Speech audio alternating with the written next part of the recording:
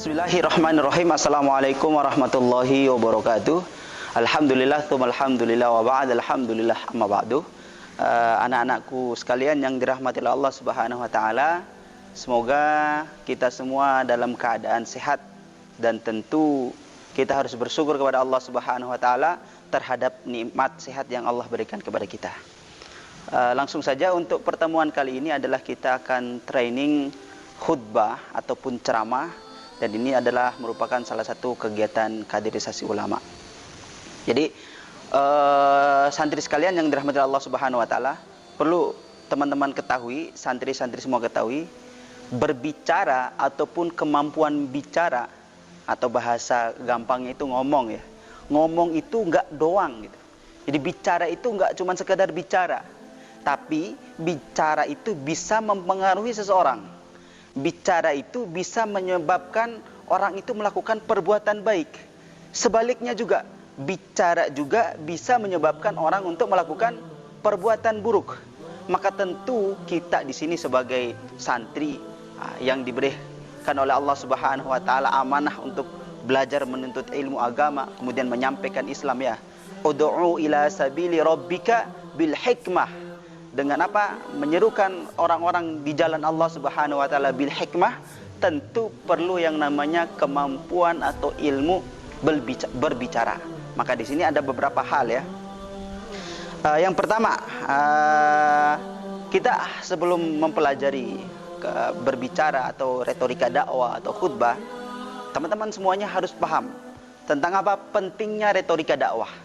Tadi sudah jelas di mukadimah ya, pentingnya kita retorika dakwah, karena dengan berbicara itu bisa mempengaruhi seseorang, bisa mengajak seseorang ya, bisa menyebarkan kebaikan dan banyak hal ataupun contoh dengan kata-kata yang baik, yang lemah lembut ya, yang indah didengarkan, maka hati orang itu akan tersentuh.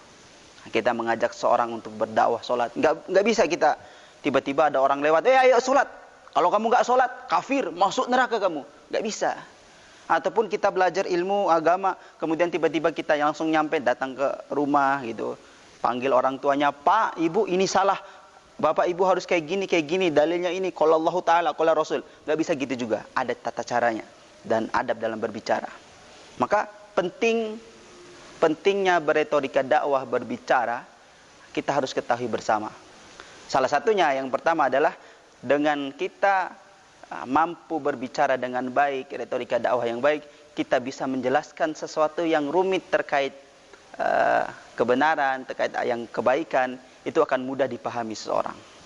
Nah itu ya. Kemudian yang kedua, ada yang namanya khutbah, ada yang namanya ceramah. Ya, teman-teman tahu ya.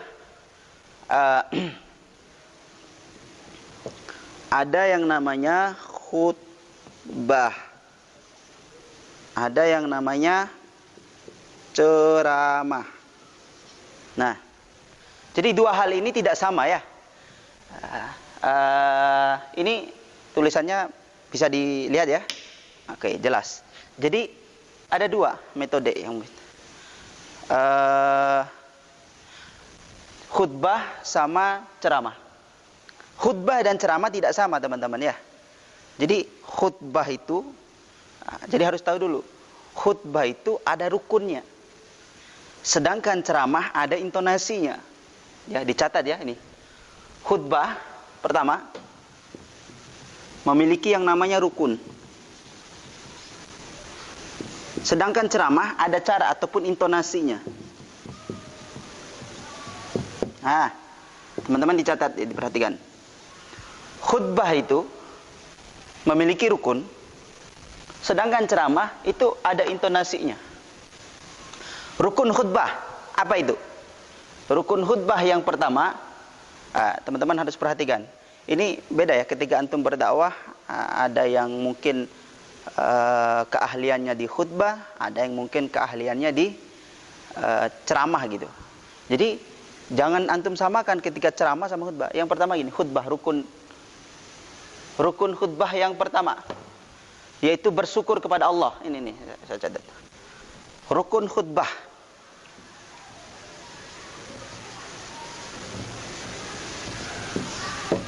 Satu, bersyukur, memuji Allah. Yang kedua, bersalawat. Yang ketiga, ayat Al-Quran. Oh, bukan. Yang ketiga, wasiat takwa. Wasiat takwa. Yang keempat, ayat Al-Quran. Ayat Al-Quran. Kemudian yang kelima, doa. Ini 5 rukun khutbah. Jadi khutbah memiliki rukun. Jadi santri sekalian dirahmati Allah Subhanahu wa taala. Jadi khutbah itu ketika antum maju ke mimbar, 5 ini harus antum perhatikan. Dalam materi khutbahnya 5 komposisi ini harus ada. Kemudian khutbah itu dilakukan dengan singkat. Jangan terlalu lama, jangan terlalu cepat. Ya 10 menit, 15 menit paling lama itu. Jadi contohnya memuji Allah ataupun ya muqaddimah lah biasanya. Innal hamdalillah nahmaduhu wa nasta'inuhu wa nastaghfiruh wa na'udzu billahi min sururi anfusina wa min sayyiati a'malina sampai selesai. Kemudian salawat wassalatu wassalam. Jadi yang perlu diperhatikan gini. Ketika di Indonesia ya, di masyarakat, rukun ini harus disampaikan dengan bahasa Indonesia. Karena mungkin bisa kalau kita pakai bahasa Arab masuk dalam muqaddimah udah cukup. Cuman karena kita hidup di Indonesia ya, dan orang Indonesia itu nggak semua mengerti bahasa Arab, jadi ketika ingin berkhutbah atau menyampaikan 5 rukun ini harus pakai bahasa Indonesia.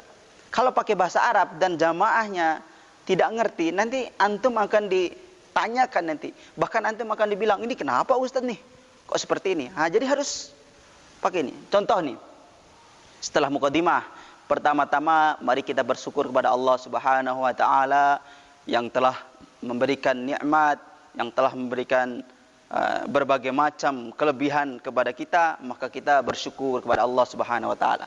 Yang kedua kalinya, salam serta salawat kepada Nabi kita, Nabi Muhammad sallallahu alaihi wasallam.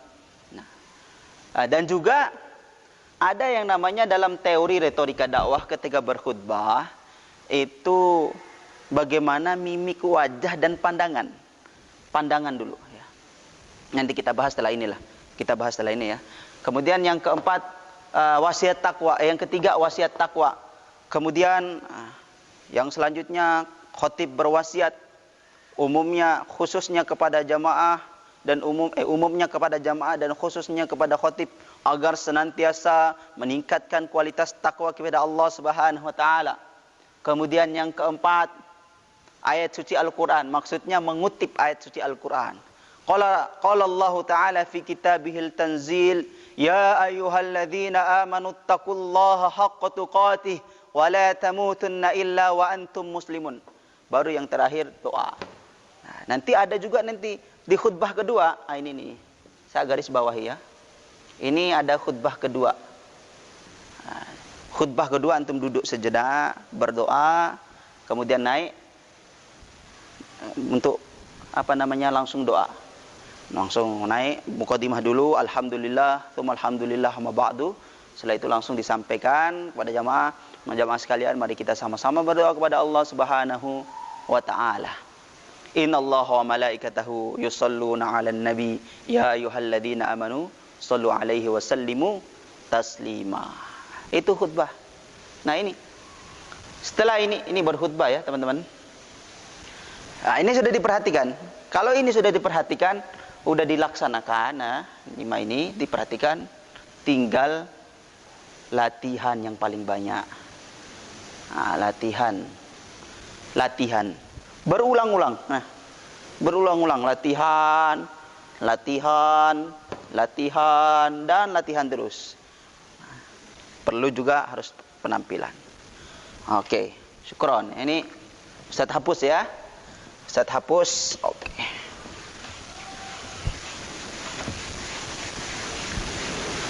Oke, baik.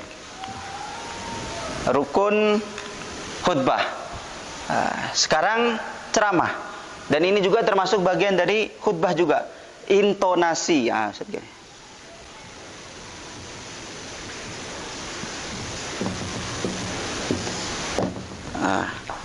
Intonasi itu penting sekali. Baik. Intonasi. Jadi ada tipe-tipe yang harus antum pahami dalam berceramah. Dan semua orang itu punya karakter masing-masing, ya, punya karakter, punya ciri khas masing-masing. Tapi mungkin kita bisa melihat sekarang udah canggih, kita ada YouTube, ada Instagram, ada dan lain sebagainya. Kita lihat dari public figure, para kiai, para habai, para asatid, itu ketika menyampaikan ceramah itu punya ciri khas masing-masing, ya. Ada intonasinya masing-masing, ya. Ada yang memang ketika dia berkhutbah itu ya tegas, intonasinya tinggi. Allah Subhanahu wa taala berfirman, barang siapa yang kufur, barang siapa yang tidak mau bertakwa kepada Allah Subhanahu wa taala, kemudian melakukan kemaksiatan dan berdusta, maka ingat azab Allah Subhanahu wa taala sangat pedih. Itu. Ada juga yang itu intonasi yang tinggi. Ada juga yang intonasinya rendah. Kasih contoh. Ada ustadz-ustadz yang mungkin dia tipenya adem didengarkan. Jadi ketika menyampaikan itu ya datar, rendah intonasinya. Ceramah maupun khutbah. Jadi na'am jamaah. Jadi Allah Subhanahu wa taala berfirman, la in syakartum la azidannakum. Kalau kalian bersyukur, maka Allah Subhanahu wa taala akan tambahkan nikmat itu. Tapi kalau seandainya wala in kafartum, kufur, orang itu kufur, inna adzabi lasyadid, sesungguhnya azab Allah itu sangat pedih. Ada tipe yang rendah. Jadi idealnya gimana Ustaz? Jadi idealnya itu harus ada yang tipenya itu dalam satu materi, ya. Satu materi harus ada yang namanya ya, intonasi naik dan intonasi turun, ya, satu materi. Intonasi naik dan intonasi turun harus ada itu. Nah, satu ceramah. Oke. Misalnya kita buat dulu komposisi, ya. Komposisi ceramah maupun khutbah. Komposisi ceramah.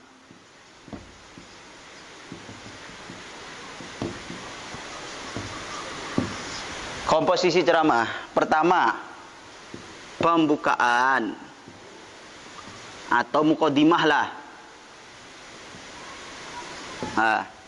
Kemudian yang kedua, dalil.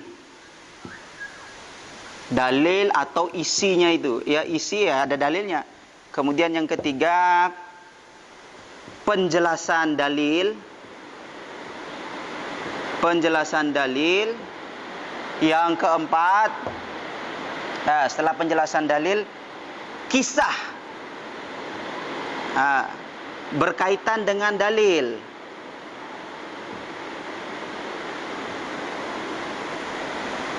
Yang kelima, kejadian, apa ya bisa disebut apa ya? Kejadian yang ada pada saat ini yang itu berhubungan dengan dalil. Ya, apalah kejadian yang ada di masa sekarang yang berkaitan dengan dalil. Kejadian terkini. Baru yang kelima, yang keenam, kesimpulan. Nah, teman-teman perhatikan. Ini komposisi ceramah yang ideal, ya. Yang pertama itu pembukaan, kemudian yang kedua itu dalil, yang ketiga itu penjelasan, yang keempat itu kisah yang berkaitan dengan dalil ceramah, kemudian yang kelima adalah kejadian masa kini, kontemporer, ya, yang berkaitan dengan dalil yang disampaikan atau materi, yang keenam adalah kesimpulan. Nah, ini komposisi dalam ceramah. Intonasi masuknya ya, semuanya masuk. Contoh kalau seandainya kita bahas dalil, ya, dalil tentang azab gitu, azab, kita gunakan dengan nada tinggi. Misalnya, jamaah sekalian yang dirahmati Allah Subhanahu wa taala. Allah Subhanahu wa taala berfirman, Innal ladzina kafaru biayatillah sawfa nuslihim nara kullama nadijat juluduhum baddalnahum juludan ghairuha liyadzuqul adzab. Innal ladzi, sesungguhnya orang yang kufur dengan ayat-ayat Allah Subhanahu wa taala, saufa nuslihim naro, kami masukkan dia ke dalam neraka Allah Subhanahu wa taala. Kullama nadijat, mereka di sana disiksa, setiap kulit mereka hancur terbakar. Baddalnahum juludan ghairuha, kami ganti dengan kulit yang lain. Liyadzuqul adzab, untuk mendapatkan, untuk merasakan siksaan yang pedih. Ini contoh yang nada tinggi. Kemudian ada dalil tentang takwa. Kan nanti wasiat nanti tetap masuk takwan untuk beriman gitu. Akan tetapi kalau seandainya kita beriman kepada Allah Subhanahu wa taala, kita bertakwa kepada Allah Subhanahu wa taala, maka apa yang Allah berikan? Kita coba dengan nada tinggi. Dalilnya contohnya surat An-Naba, innalil muttaqina mafaza. Sesungguhnya orang-orang muttaqin adalah orang yang menang. Hadaiqa wa a'naba. Nanti di surga akan diberikan kebun-kebun. Wa kawaiba atraba. Dan juga nanti akan diberikan pasangan yang sebaya. Masya Allah, itu nada yang rendah. Jadi kalau seandainya itu ada, biar nanti jamaahnya itu tidak kaget ataupun tidak tegang terus, tinggi terus. Tapi harus di mix, satukan nada naik dan nada tinggi. Kita melihat, tapi jangan kebalikan ya. Ketika bahas tentang surga nadanya tinggi, bahasnya tentang neraka nadanya rendah gitu. Tentang barang siapa, mimik wajah juga ada ya. Nanti kita akan bahas ya, nanti pertemuan selanjutnya mimik wajah gitu. Ketika dia bahas tentang neraka, dia lemah lembut gitu. Bahas tentang surga, dia tegas gitu, seorang seakan-akan orang takut. Itu jangan, kebalikan. Jadi itu santri sekalian yang dirahmati Allah Subhanahu wa taala, pertemuan pertama kita di video pertama tentang materi retorika dakwah. Kemudian selanjutnya akan kita lanjutkan di episode kedua. Itu dari Ustadz, akhir da'wana alhamdulillahi rabbil alamin, billahi sabilil haq, fastabiqul khairat. Wassalamualaikum warahmatullahi wabarakatuh.